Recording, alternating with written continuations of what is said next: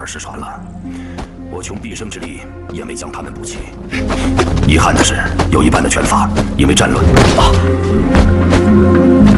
Halo guys, apa kabar kalian semua? Semoga sehat dan selalu diberi kemudahan dalam segala urusannya ya. Oke, di video kali ini Mimin akan mereview film yang berjudul Master of the Draken yang dirilis pada tahun 2016. Film seru ini dimana film ini akan berfokus pada seorang pemuda yang bernama Su Chen yang berjuang keras belajar teknik kungfu, pengemis legendaris yang tinjuan mampunya untuk memalaskan dendam atas kematian keluarganya telah dibantai. Penasaran dengan film satu ini? So, tanpa lama-lama, langsung saja kita gaskan ke alur cerita. Film dimulai dengan memperlihatkan seorang pemuda yang sedang dipopong bawahannya untuk menuju istana kekaisaran, di mana sang kaisar akan mengadakan pengukuhan untuk memilih salah satu militer yang pantas dijadikan panglima istana. Sedangkan di sisi lain, terlihat salah satu petinggi istana bernama Larson sedang berbincang serius dengan salah satu militer kepercayaannya, di mana ia tak akan membiarkan sang kaisar memilih Su Chen untuk dijadikan panglima istana. Ia tetap akan berambisi keras agar kandidat militer bawahnya dapat dipilih oleh sang kaisar. Nah, di saat inilah kita diberitahu bahwa Su Chen merupakan pemuda kaya di kota, di mana ia juga salah satu militer terbaik petinggi Larson. Sedangkan pemuda yang di sampingnya yang merupakan militer yang akan dicalonkan petinggi Larson agar menjadi panglima istana, ia bernama Pak Biu. Karena sang kaisar tak kunjung datang, membuat para militer jenuh, kelelahan dan kelaparan. Di sini Su Chen perlahan menginap ke dalam dapur istana untuk memakan makanan sang kaisar. Tak berselang lama, para militer istana datang di tempat tersebut untuk memastikan bahwa makanan sang kaisar sudah siap. Su Chen yang ketakutan, ia memutuskan untuk bersembunyi di bawah meja agar tak ditangkap oleh militer istana. Dan dia di saat bersamaan sang kaisar pun datang untuk memilih salah satu militer terbaik yang akan dijadikan panglima istana. Sedangkan Su Chen masih terjebak di dalam dapur. Ketika akan keluar, Su Chen dihadang salah satu petinggi istana yang membuat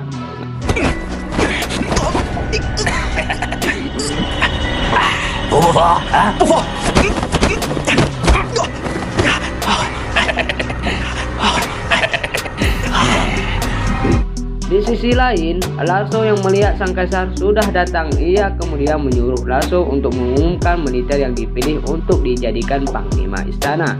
Disinilah sang kaisar memilih Su Chen untuk menjadi panglima karena selain militer yang dikawal, Su Chen juga pemuda yang bertalenta. Tentunya hal tersebut tak disetujui oleh Larso karena Su Chen pemuda militer yang berasal dari Cinahan. Sang kaisar kemudian mengatakan bahwa ia tak akan membedakan antara militer Cinahan dan Manchu. Melihat keputusan sang kaisar tak bisa diganggu gugat, Larso memanggil Su Chen untuk menerima jubah dari sang kaisar. Akan tetapi terlihat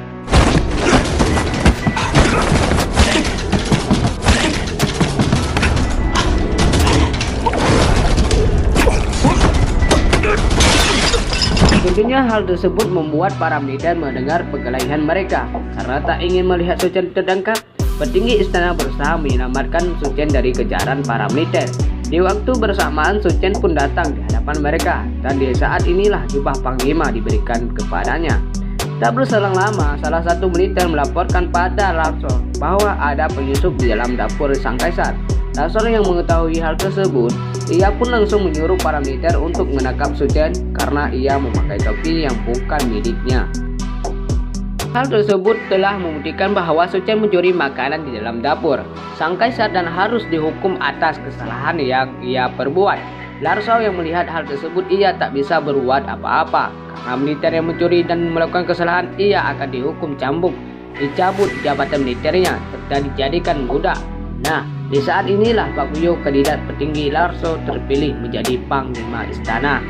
Hingga keesokan harinya, Larso kemudian menyuruh Pak Biu untuk memantai semua keluarga Su Chen agar kekuasaannya jatuh di tangannya. Sedangkan di sisi lain, terlihat Su Chen terbaring lemah dan tak berdaya di dalam seperti pengemis. Di sana, Su Chen dirawat dan diselamatkan oleh salah satu pendekar perempuan yang bernama Yulong. Di sini Yulong memberitahu Su Chen bahwa keluarganya usah dibantai oleh Larsor dan Pak Weo, serta saat ini ia menyuruh semua orang untuk menangkap dan membunuh dirimu agar kekuasaannya tak ada yang bisa menggeserkan. Su Chen yang mendengar hal tersebut, ia berusaha untuk bangkit membalaskan dendam atas kematian keluarganya. Melihat kondisi saat ini, Yulong tak membiarkan Su Chen pergi dari dalam safety pengemis karena tak memiliki kekuatan apapun untuk melawan Larsor dan pasukannya. Lama kemudian terlihat ketua gar pemilik safety pengemis menyuruh si bocah kera untuk menyiapkan makanan siang untuk para pengemis lainnya karena tak ingin melihat Su Chen terbaring sakit karena tak mau makan.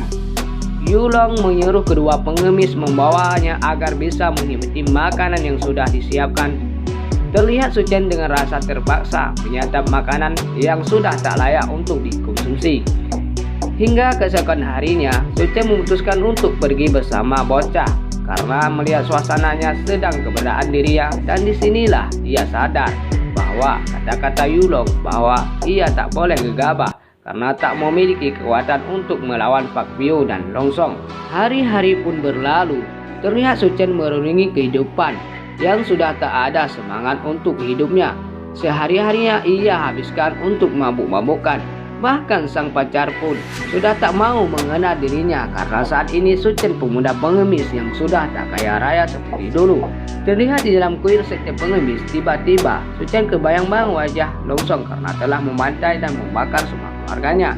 Sebagai seorang anak, tentunya tidak akan terima jika keluarganya disakiti, apalagi dibantai. Esokan harinya, terlihat bocah kera mengajak Su Chen untuk menikmati angin sepoi-sepoi agar Su Chen tak terus-terusan terbenung dengan musibah yang dialami saat ini. Bocah kera juga mengatakan pada Su Chen bahwa ia dari lahir dibuang oleh keluarganya, yang untungnya ia bisa hidup ditemukan dan diadopsi ketua gar di dalam sekte pengemis. Dari sinilah Su Chen sadar bahwa penderitaan yang saat ini yang alami masih ada penderitaan orang lain yang lebih menderita dibandingkan dirinya. Karena nasibnya sama, Su Chen memutuskan untuk menjadi kakak angkat si bocah kera dan berjanji untuk saling menjaga dan melindungi satu sama lain. Tak disangka di waktu bersamaan ternyata Pak Weo memperhatikan mereka serta mentertawakan akan janji mereka. Buat Su Chen melihatnya tentu sangat geram karena terlalu diremehkan dan ditindas olehnya. Bahkan sang pacarnya dulu puja dan dipuji saat ini juga mengingkari janjinya. Dengan rasa percaya diri, Su Chen menantang untuk berduel dengannya.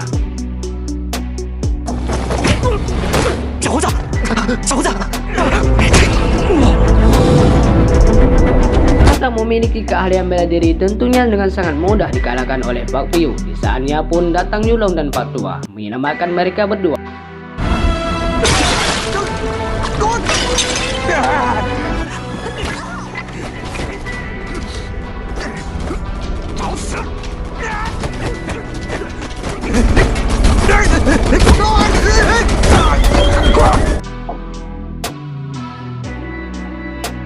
Dengan jurus kungfu mampunya, dengan mudah Pak Tua mengalahkan Pak Weo di dalam istana. Pak Weo pun melapor dengan petingginya di mana ia usah dikalahkan dengan seorang Pak Tua yang memiliki jurus kungfu mabuk, serta ia juga berhasil menemukan Su Chen yang saat ini menjadi pengemis biasa. Larsor tentunya sangat senang mendengar kabar Su Chen menjadi pengemis, akan tetapi ia tak akan tinggal diam untuk menacak Pak Tua yang mampu mengalahkan jurus kungfu Pak Weo. Pak Weo kemudian mengatakan bahwa orang yang menyelamatkan Su Chen memiliki ciri-ciri berkumis tebal dan berjubut kepang serta membawa botol anggur selayaknya orang sinting. Langsung mendengar hal itu, ia pun langsung menduga bahwa Pak Tua tersebut ialah musuh beratnya yang bernama Lauk Pauk, sang ketua sekte pengemis. Di sisi lain, terlihat Su Chen dirawat di rumah Yulong. Di sinilah ia sangat berterima kasih kepadanya karena sudah menyelamatkan nyawanya berulang kali. Tak lama kemudian, Pak Tua pun menghampirinya. Mereka berdua di sinilah Su Chen terkejut melihatnya karena ia sebelumnya pernah bertemu di dalam istana dan bertarung dengannya. Yulong juga memperkenalkan pada Su Chen bahwa yang berada di hadapannya tak lain adalah ayahnya yang menyuruhnya untuk menyelamatkan nyawa Su Chen dari kumat di istana di awal film. Chen yang mendengar hal itu semua ia sangat berterima kasih padanya karena sampai saat ini ia masih tetap hidup meskipun jiwanya telah hancur. Lalu Pak Wei juga mengatakan padanya untuk tetap sabar karena orang tak akan pernah luput dengan masalah. Su Chen kemudian mengatakan kepada Pak Tua untuk mengajarinya teknik kungfu padanya agar bisa membalaskan dendam atas kekejian yang dilakukan oleh para petinggi istana yang tak lain Long Song dan Pak Piu. Pak Tua mengatakan pada Su Chen bahwa Long Song merupakan pendengar kuat yang memiliki teknik kungfu yang hebat. Selama ini tak ada yang mampu untuk mengalahkan teknik kungfunya. Bahkan jika ia berduel langsung dengan tak akan ada celah untuk dapat menang ataupun kalah. Su Chen tak menghiraukan itu semua, di mana ia tetap bertekad keras agar diangkat menjadi salah satu muridnya. Pak Tua yang melihat kesungguhan Su Chen, ia hanya tertawa dan langsung meninggalkannya karena belum mendapat jawabannya. Yulang berusaha merayu ayahnya agar mengangkat Su Chen menjadi muridnya serta mewujudkan cita-citanya untuk mewariskan tinjuan mabuk yang ia miliki.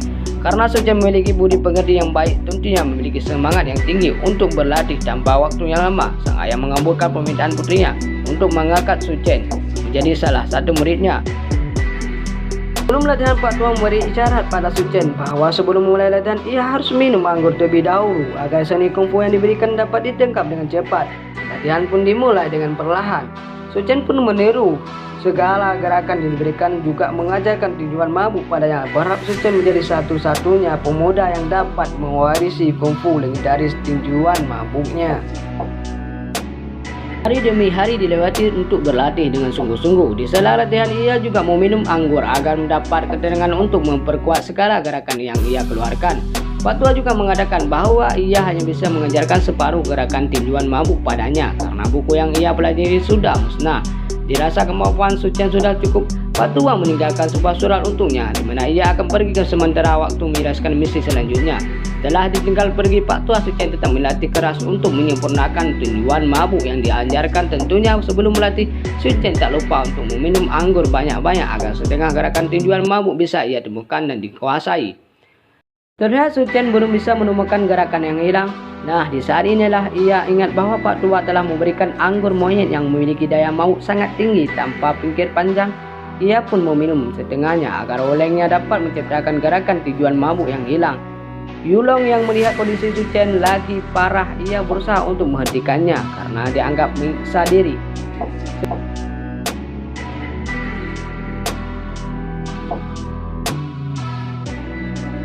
Sedangkan di sisi lain, Pak Piu bersama pasukannya berhasil menemukan persembunyian sekte pengemis. Terlihat kedua guard disiksa olehnya agar memberitahu keberadaan Su Chen dan Pak Wei. Tentunya kedua guard tak akan mengatakan padanya.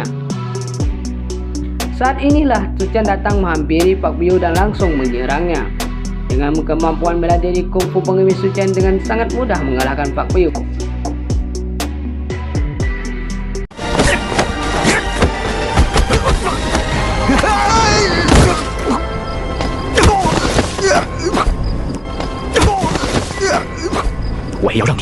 Datanglah Long Song meneja Su Chen membuat pertolongan semakin sengit. Terlihat Long Song membatalkan salah satu kerangannya agar tak bisa menguasai teknik kungfu legendaris tinjuan mabuk. Tak sebatas itu, Long Song juga menyiksa bocah kara dalam penjara.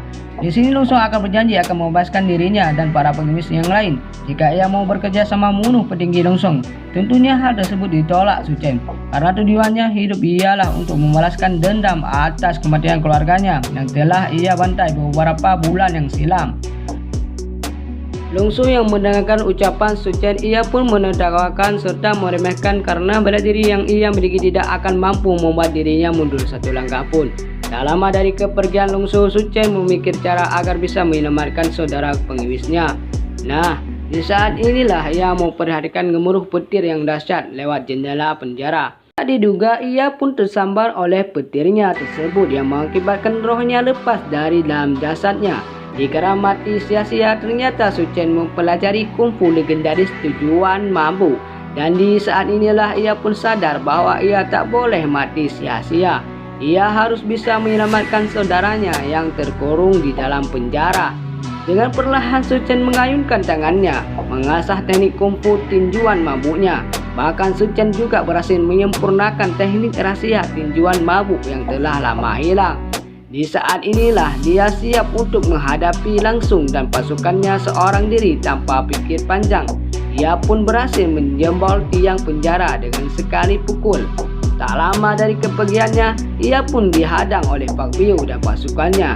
Di waktu bersamaan, pasukan Lungsung juga datang membantu Su Chen dari penindasan yang dilakukan Pak Biu bersama Lungsung selesai terbunuh. Su Chen pergi melanjutkan misinya, menjebak Lungsung. Dan benar saja, tanpa Lungsung sadari, ia pun mengikuti kepergian Su Chen. Tanpa pikir panjang, para petinggi istana langsung membentuk formasi pengepungan. Di sinilah Lungsung akan diadili karena berbuat keji dan bertindak sesuka hati yang sudah tak mempunyai aturan. Dan di sinilah Lungsung emosi dan akan membantu semua pasukan istana bersama dengan Su Chen.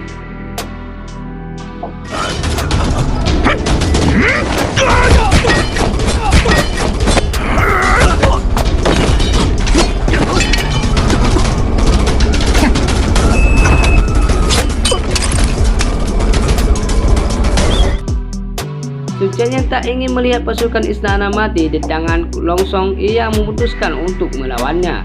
Terlihat di awal pertarungan Su Chen kalah dengan teknik kungfu Lungsung.